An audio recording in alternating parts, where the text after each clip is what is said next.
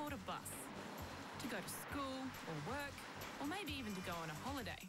So while you're riding along, reading your magazine or listening to music, have you ever stopped to wonder how these huge vehicles are actually made? Well, stop the bus. I'm going to get off and find out. Check it out. It's a busy, noisy place. This bus factory can churn out up to 200 buses a year. Showing me around is one of the company's general managers, Tony, someone who knows these buses inside and out. Tony, I take it this is the chassis, which is the base of the whole bus, right? That's correct. This is where the process begins at the start, Jess. So what we do is we get it in this buggy format, we get the electric sorted out, we slice it in half, we prepare it, and then we go to the next stage. At this point, the bus is pretty bare. Just a steel frame supported by wheels with an engine and steering mechanisms. This is the only part of the bus that's actually steel, and it gets treated so it becomes corrosion resistant. And then from here on in, the rest of the bus, the sides, everything else, the panels are all totally aluminium. And speaking of panels, it's the next stage in the process. The panels are made from strong but light aluminium, which means no rust, better fuel efficiency and a safer ride for everyone on board.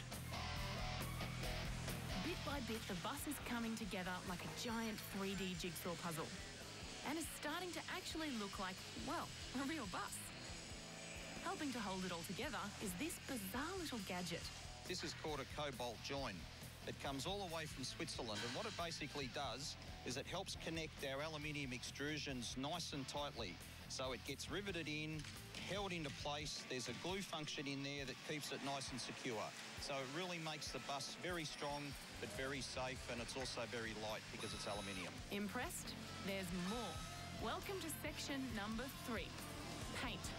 First off, the panels are buffed to rough up the metal's smooth surface and then painted in this huge painting bay.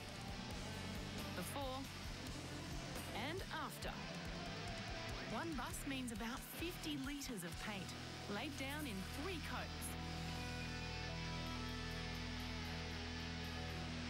Finally, we're at finish, the fun stage.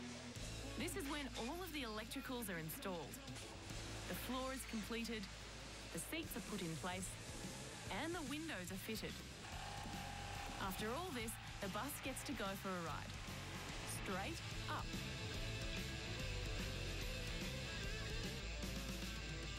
It's kind of cool to check out what it's like under here. As with every stage of the manufacturing process, everything is thoroughly checked, tested, and inspected. Well, here we are, literally at the end of the line, and now it's time for the final test.